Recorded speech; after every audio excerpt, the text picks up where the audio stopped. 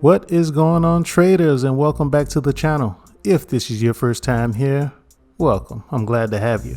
On this channel, I go over key levels and catalysts that I'm focusing on, along with a watch list of stock tickers that I may trade. In today's video, I'm going to be going over my watch list for the trading week of October 31st, 2022.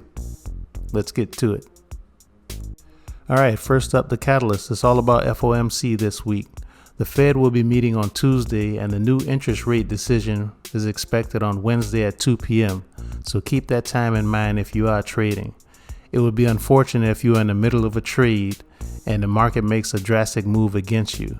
Also keep in mind, most feel that the rate will be 75 basis points. So anything other than that, there could be some drama.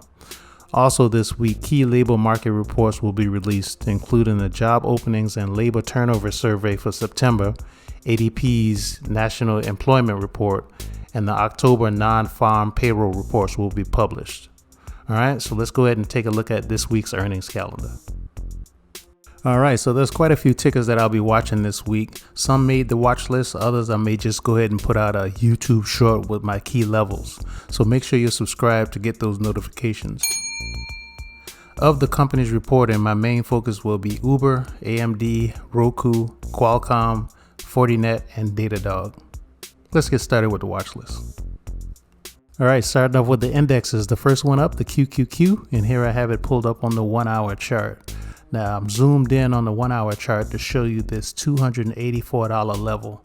Over the past 6 weeks, we've been rejecting around that level quite a few times. So in order for me to consider it bullish, it has to get above and hold 284. If it does, the first level that I'm looking for it to test is around 289.50. If it can get through that, up to around 298. Now, of course, the psychological level of 300, if it can get through that, I'll be watching this gap right here from 303 to 310. All right. Now, the bear scenario, if it cannot get above $284, the first level that I'm looking for it to test is around 281. If it can't hold that, all the way down to around 267. All right. So keep these levels on your watch list and let's see what happens. All right, up next is SPY, and here I have it pulled up on the 1 hour chart. Now the level that I'm going to be watching especially this week is $391. If I go back to the beginning of September of this year, 391 was a support that it held a few times before it ran up. It came right back down and tested 391 on the 13th, tried to hold it, but ended up breaking beneath it on September 15th. It came up and tested 391 on September 19th, but was unable to get above it. The following 6 weeks after that, it stayed under 391 and we're coming up to test it once again. Now the SPY is sitting at 389 right now. In order for me to consider it bullish, it has to get above 391. If it does, the first level that I'm looking for it to test is 398.50. And of course, the $400 level is going to be kind of tough because it's a psychological level. But if it does, the first level that I'm looking for it to test after that is going to be the bottom of this gap that starts at 403 and ends at 410.50. Okay, so that's the bullish scenario.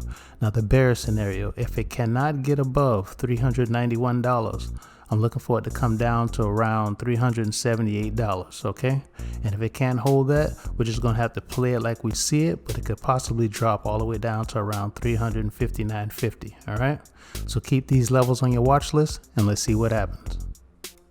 All right, so the first stock we're going to look at is Uber, ticker symbol UBER, and here I have it pulled up on the weekly chart. Now I'm starting with the weekly chart to show you this support area here that has become resistance here. Now this is from July and August of 2020. It held around $28.25 before it ran up. It held again earlier this year in March a couple times before breaking down in May. And right now, over the past 5 weeks, it has not been able to break out of this support, now resistance area of around $28.25. All right. Now, another thing I want to show you is the past 2 earnings. Now, the earnings before last, analysts figured that this company was going to lose around 27 cents a share. Uber came back and said that they lost $3.03 a share, and the stock went down. Now, their last earnings, analysts figured that they were going to lose around 25 cents a share, and Uber reported a loss of $1.33 a share, and the stock ran up. Now, both of these are misses, but this was a huge unexpected miss, and this one wasn't as bad as the last, and it made the stock run up. So I thought that was kind of interesting. So keep that in mind what they report this time around. All right. Now let's go ahead and move down to the 1 hour chart and look at the levels that I'm watching. Now, Uber reports earnings before the market opens on Tuesday, and right now they're sitting around $27.50. In order for it to be bullish, it has to hold $27.50. If it does, the first level that I'm looking for it to test is this support now resistance area around $28.25. If it can get through that, I'm looking for it to test the top of the support now resistance area around $29.50. And if it can get through that, I'm looking for it to run up to around $30. Now, the bearish scenario, if it cannot hold $27.50, the first level that I'm looking for it to test is around $26. If it can't hold that, down to around $25. All right. So keep these levels on your watch list and let's see what happens. Up next is AirBNB, ticker symbol ABNB. And here I have it pulled up on the weekly chart. Now, an important level for this stock that I'll be paying attention to is $130. If you look back at May and July of 2021, it held. It also held again back in March of 2022 before breaking beneath it in May of 2022 on bad earnings. And ever since then, it has not been able to get above $130. So that's a very important level for support and resistance. All right. So let's move down to the 1 hour chart and take a look at the levels that I'm watching. Now, AirBNB reports earnings after the market closes on Tuesday, and right now it's sitting at $115. In order for it to stay bullish, it has to hold $115. If it does, the first level that I'm looking for it to test is around $126.50. If it can get through that, the next level is going to be around $130. A very strong resistance area. If it can get above that, up to around $136. All right. Now, the bearish scenario, if it cannot hold $115, and I should say, around $115. The first level that I'm looking for it to test is all the way down to around $100. If it can't hold that, down to around $87. Okay, so keep these levels on your watch list and let's see what happens. All right, up next is going to be Roku, ticker symbol ROKU, and here I have it pulled up on the weekly chart. Now, going back to July of 2021, you can see this stock was almost $500, but now it's sitting at $54. And that's kind of amazing. Now, Roku reports earnings after the market closes on Wednesday. So here are the levels that I'm going to be watching. Right now it's sitting at $54.50. In order for it to stay bullish, it has to hold $54. If it can, the first level that I'm looking for it to test is around $60. If it can get through that, up to around $68. If it can get above that, up to around $71.50. Now, the bearish scenario, if Roku cannot hold $54, the first level that I'm looking for to test is around $50.50. If it can't hold that, down to around $47.25. If it can't hold that, down to the volume profiles average of around $42. Now, if Roku cannot hold $42, it'll be amazing, but it could drop all the way down to around $27, which is this December of 2018 lows. Okay, so keep these levels on your watch list and let's see what happens. All right, up next is Qualcomm, ticker symbol QCOM, and here I have it pulled up on the weekly chart.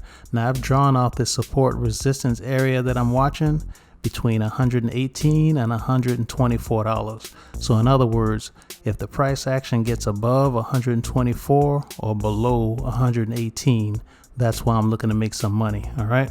So Qualcomm reports earnings after the market closes on Wednesday, and here are the levels that I'm watching. Right now, the stock is sitting at $119.25. In order for me to consider it bullish, it has to get above $126.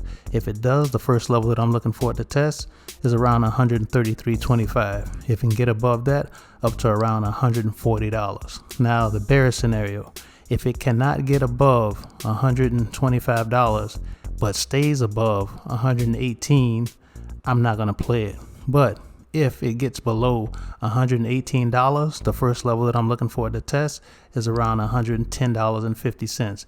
If it can't hold that, all the way down to around $95. All right. So keep these levels on your watch list and let's see what happens.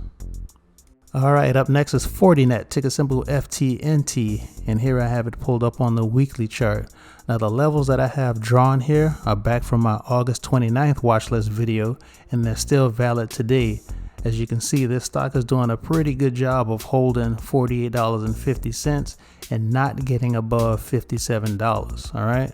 Now, FORTINET reports earnings after the market closes on Wednesday, and here are the levels that I'm watching. First off, the bullish scenario. It's sitting at $57.10. It needs to stay above $57, all right? And if it can, I'm looking forward to get in this gap right here and run all the way up to around $63. Now, the bearish scenario, if it cannot hold $57, I'm looking forward to drop down and test around $48.50. Now, if it can't hold $48.50, I'm looking forward to drop down to this small consolidation range to around $43, okay? And if it can't hold that, down to maybe around $38.50. If it can't hold that, all the way down to around $31.50, all right? So keep these levels on your watch list and let's see what happens. All right, and the last stock we're going to look at is DATADOG, ticker symbol DDOG, and here I have it pulled up on the weekly chart.